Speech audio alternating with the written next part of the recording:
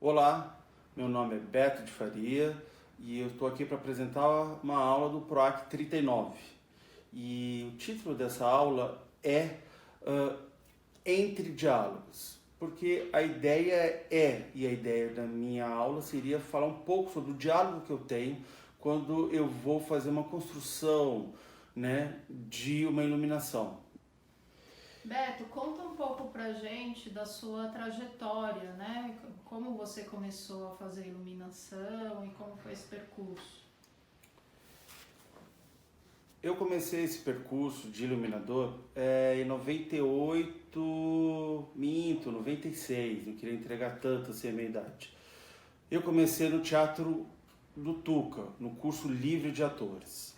Lá tinha um ator residente chamado Beto Cohen e eu pedi se eu poderia ser assistente dele para aprender esse ofício de iluminador. Eu queria aprender todos os ofícios que cercavam, né, o palco, né, essa caixa preta, que alguns, né, caixa preta, o teatro italiano, palco italiano, tanto faz.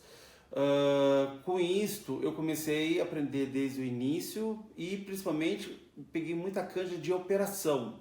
Então isso fez eu observar bastante o espetáculo e como ele fazia para criar as luzes com poucos recursos. Nisto eu comecei a trabalhar para outros iluminadores como operador de luz e aí depois de muito tempo, operando muito tempo luz, até para o Caetano Vilela, para o Davi, esqueci o sobrenome do Davi, mas aí os grupos começaram a gostar, pelo fato da minha operação, me chamar também para conceber luz para eles. Nisto, eu entrei na comunicação em artes do corpo e comecei Onde que é esse curso? esse curso também é na PUC São Paulo, né? E aí eu já vinha com uma trajetória de teatro, de fazer luz para o teatro, e por causa da faculdade eu fui estudar performance e dança. E aí fui me relacionando com coreógrafos e performance, e aí o fato do estudo, com mais o fato de eu ter essa experiência de iluminação, eu comecei a criar luz para outros espaços, espaços alternativos e outras áreas. Então, por exemplo, comecei a trabalhar muito com coreógrafo e fazendo concepção de luz para dança, espetáculo de dança que diferencia muito na questão da dramaturgia da luz para a dança. Para o teatro é completamente oposto. E aí também a forma de se comunicar com os diretores também é completamente oposta. Mas eu fui Oposta em trabalhando. que sentido você diz? Oposta porque no teatro o ator comanda o porquê, né? E aí ele estabelece o texto e a escolha dos diretores define muito a escolha de luz que eu vou usar, né? A forma do corte, das transições da iluminação. Na dança é o movimento do corpo e às vezes você percebe no subtexto, né? No subtexto do coreógrafo o que ele quer dizer, como ele quer pintar. Então eu digo assim que às vezes na dança você tenta carregar mais numa pintura para trazer uma sensação, né, um espaço, para impactar o público do que no teatro. No teatro, às vezes a gente tenta desaparecer, né? Assim, a luz é uma coisa que às vezes as pessoas nem percebem tanto as nossas transições. Na dança não. Na dança suas transições de cores são para compor uma cor, um quadro muito mais forte que no teatro. Sei que isso é pauta de divergência entre iluminadores. E qual seria a primeira etapa de uma concepção de iluminação? A etapa ideal no seu trabalho, como a primeira? Eu acho que o ideal, claro, na casa do ideal é sempre poder ter um espaço para você experimentar a luz. O ideal é você poder chegar e manter uma concepção o máximo possível antes da montagem da onde você vai estrear esse espetáculo, né? Para você poder mostrar, mesmo de uma forma muito precária, para o diretor e para o cenógrafo, o que você está pensando. Para assim você poder trazer o cenógrafo, principalmente o cenógrafo, dialogar com você, né? Muitas vezes o cenógrafo chega para o diretor, conversa com o diretor, ele chega, coloca os objetos dele e você vai lá e cria luz em cima desses objetos dele. Você pula nisso uma etapa muito importante que você pode construir junto com o cenógrafo. Então a ideia é você, sim, pega um refletor na mão, leva para a sala de ensaio, pega uma lâmpada, leva para a sala de ensaio, né? Pede para o cenógrafo te copiar nos e-mails, né? Pede para o diretor te mandar as referências que ele está trocando com o cenógrafo. É assim que você começa, sem dúvida, a fazer que esse diálogo aconteça. Porque a gente sabe que muitos iluminadores chegam quando já está tudo pronto. Você só vai fazer a concepção da luz, não que seja errado, não que não chegue no resultado bom. Mas geralmente, quando a gente está conversando com os outros iluminadores, e aí você fala, cara, que legal esse espetáculo, nossa, que luz incrível que você fez para esse espetáculo. Fala, não, porque quando o cenógrafo mostrou para mim, né, e eu estava numa sala de ensaio, é claro que isso é o ideal para todos. A gente sabe que por questões, principalmente hoje em dia, de orçamento, a gente não consegue, mas também na precariedade que a gente constrói. Beto, e que espetáculos você fez, que você pode contar pra gente, que você fez concepção de iluminação? Eu prefiro, assim, são vários espetáculos, mas eu diria para você quais são os espetáculos pontuais que eu gosto. Então, começamos pelo Pobre Sr. Paul. O Pobre Sr. Paul foi um espetáculo de direção do Sérgio Ferrara. A iluminação não é minha, é do Caetano Vilela, mas o Caetano me deu toda a liberdade de eu poder ir modificando um pouco e com isso principalmente a operação. Então isso me marcou muito porque era o Pâmio, Damasceno, são grandes atores e com eles eu aprendi muito na questão da operação. Depois eu posso falar do Rosa. O Rosa é um espetáculo da direção da Marta Kiss, no qual eu fui indicado ao Prêmio Shell porque ele é um dos primeiros espetáculos que de fato eu faço fora da caixa preta, né? Ele foi concebido quase por uma galeria de arte. Depois tem um outro espetáculo que eu gosto muito, que é de um coreógrafo que mora na França, que é do Volmir Cordeiro. O Volmir me chamou para fazer uma concepção de um espetáculo chamado Inês. E ele é um espetáculo no qual eu faço uma luz geral que fica o tempo todo acesa, só que ela fica o tempo todo em movimento. Então é difícil explicar essa junção que eu fiz, mas eu uso em média quase 60 refletores, cobrindo todo o palco, que fica o tempo todo aceso, mas ele fica o tempo todo em movimentação. E o interessante é que o público não percebe que existe quase uma célula viva acompanhando os movimentos do bailarino. A outra é da Marta Soares, que eu fiz, que é em cima de fados, então que chama-se L'Épopée. E é um espetáculo que esse eu gosto muito porque ela repete a mesma cena, os mesmos movimentos, com fados diferentes. Então nessa hora você pinta de várias formas diferentes. Então eu diria que são esses o que eu mais gosto. Beto, agora falando um pouco da aula propriamente, como que você vai abordar o conteúdo? Eu acabei escolhendo um espetáculo só para facilitar um pouco para quem está ouvindo. Eu escolhi Pousada e Refúgio, que é a direção do Pedro Granato e dramaturgia do Léo Cortez, que foi feita entre 2018 e 2019. Ele é um espetáculo que foi indicado e ganhamos o prêmio APCA e também foi indicado ao prêmio Shell. O Pousada e Refúgio foi um espetáculo que ele foi aprovado e encomendado, mas ele tinha um período muito curto, só de 2 meses. Então, quando o Pedro resolveu realizar esse espetáculo, ele já chamou eu logo de cara, o cenógrafo logo de cara, para fazer uma força-tarefa para fazer e realizar esse espetáculo. Com isso, desde o início, eu estou dentro desse espetáculo. E uma outra vantagem é que o dramaturgo também estava nesse projeto. Então, você tem não só o diretor junto com você o tempo todo na criação, né? E a gente fazendo uma parceria, como resolver cenas, você também tem o dramaturgo que ia modificando o texto. Fala mais um pouco por que é legal ter o dramaturgo trabalhando junto. Por que é legal ter o dramaturgo trabalhando junto? Porque como estava... O que eu quero dizer assim, quando a gente vai fazer uma concepção de luz, às vezes, nesse sentido desse espetáculo, eu pus criar materiais no qual fazia o ator ter que fazer um movimento para que a luz acontecesse. Então, às vezes, para o ator ir até essa movimentação de luz, ele colocou coisas no texto. Como diretor, também criou movimentações para acrescentar esse movimento de luz ao espetáculo, né? Então, eu acho que foi uma das primeiras vezes que eu tive uma luz que eu criei e que ele foi inserido não só para acrescentar, não, o ator que acrescentou para a luz também. Então, houve esse diálogo. Beto, então você pode falar um pouco de exemplos nessa peça em específico, do que foi criado em conjunto, um ou dois exemplos?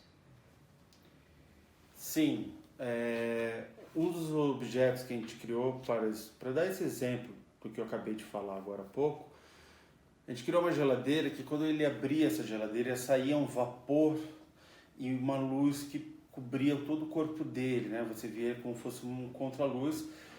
Mas a ideia é que toda vez que ele precisava respirar, né, gelar o corpo, ele ia para essa geladeira. Porque teve momentos no texto no qual ele estava numa ênfase de desgaste tão grande emocional, né, porque ele estava devendo dinheiro, ele estava dando um calote enorme em todo mundo. Então ele abria essa geladeira, a luz cobria todo o corpo dele, porque a gente colocou várias ribaltas de luz dentro da geladeira, e ainda saía um vapor, como se estivesse tentando fazer calma. Você falou que vocês usaram ribaltas, né, dentro da geladeira. Então, acho que você poderia falar um pouco pra gente como que se escolhem os materiais, né, que tipo de luz, como são feitas essas escolhas, por que são feitas essas escolhas?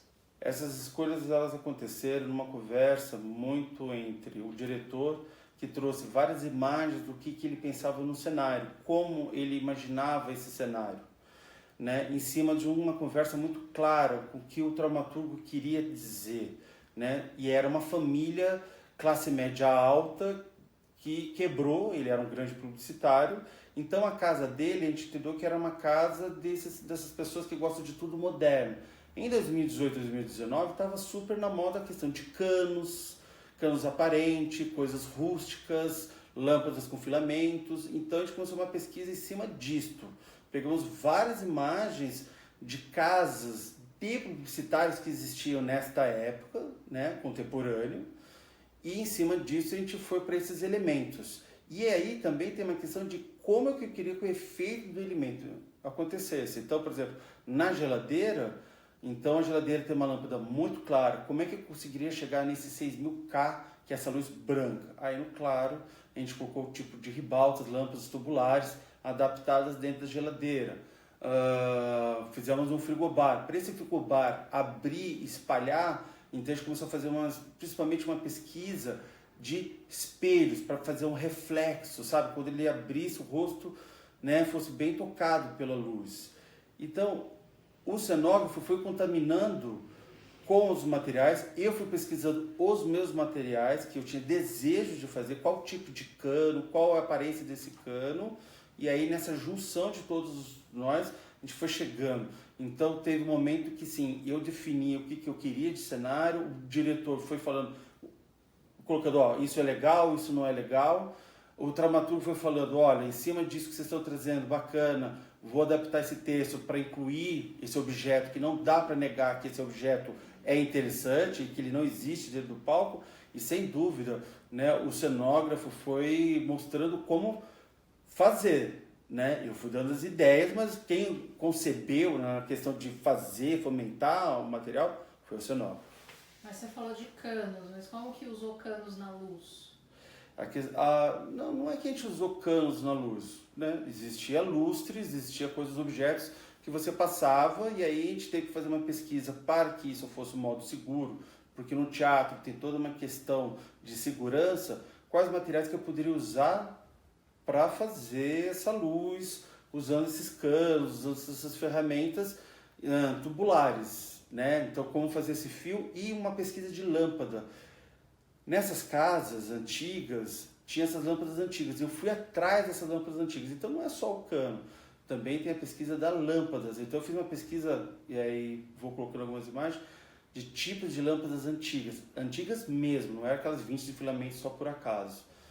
Beto, você falou que surgiu muito a questão dos canos, né, na pesquisa e que vocês usaram isso na peça. Usaram também na iluminação? Usamos também na iluminação, porque a iluminação não pode deixar de levar em conta que nas escolhas dos materiais, a gente viu que nas casas antigas tinha muito cano aparente, porque a elétrica é muito cara. Então o cenógrafo resolveu que ele ia fazer uma mesa de cano, né, e uma estante de cano. Aí eu resolvi que eu ia fazer um lustre de cano.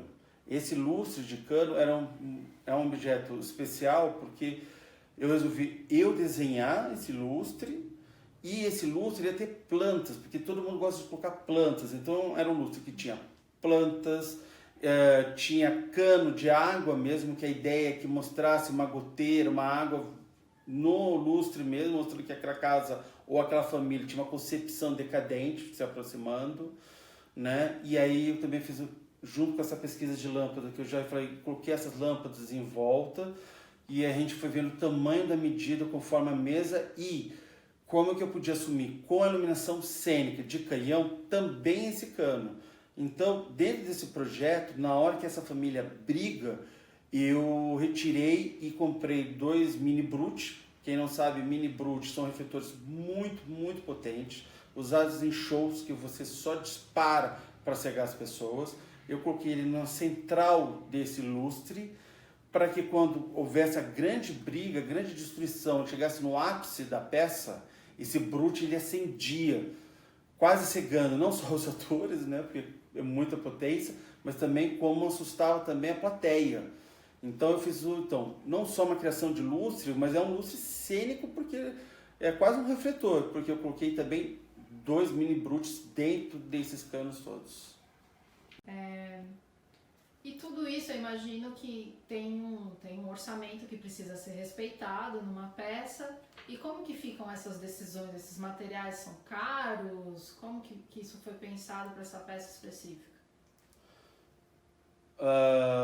Aí é uma coisa que realmente, como eu falo, na hora que você vai fazer a concepção para um espetáculo, uma criação de luz, você tem que ver o quanto que você tem de verba, né? Quando esse espetáculo em específico, a questão da verba ela é muito maior, porque eu fui mexer em elétrica, né? Na construção de pensamentos, de ideias. Então, o que cabe a mim? Não só o cenógrafo, a parte, né, da criação da luz com materiais cênicos que eu iria conceber. Então, desde o início, tem que conversar muito claro com o produtor, para decidir o quanto que eu vou ter desse cachê, em cima disso, o quanto que eu posso criar. Porque se você faz uma construção desta, junto, por exemplo, com o cenógrafo, uma hora o cenógrafo fala, mas está cortando verba na concepção minha da mesa, está cortando verba na minha concepção do armário. E eu preciso de verba para que esse lustre, essa geladeira, esse frigobar que tem efeitos de luz também aconteçam. Né? E por uma questão também de segurança, você sabe que você tem um custo maior, porque você só pode usar materiais que você realmente garante que há uma segurança total na questão da elétrica, para o ator, principalmente. Né?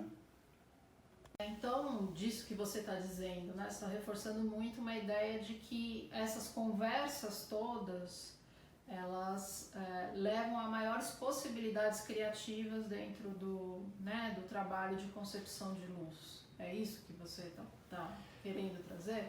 A ideia, né, dessa aula, que é o Entre Diálogos, é porque é um modo que eu tento fazer a minha criação.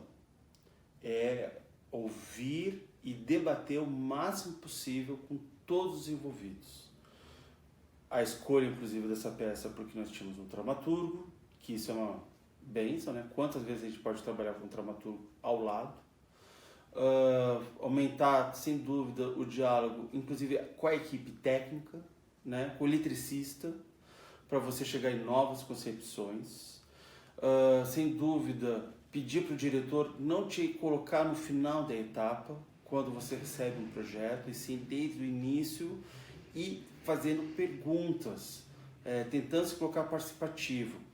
não é todo diretor que gosta. Então a gente tem que aprender a dosar esse diálogo. Então, por isso que eu falo entre diálogos, né?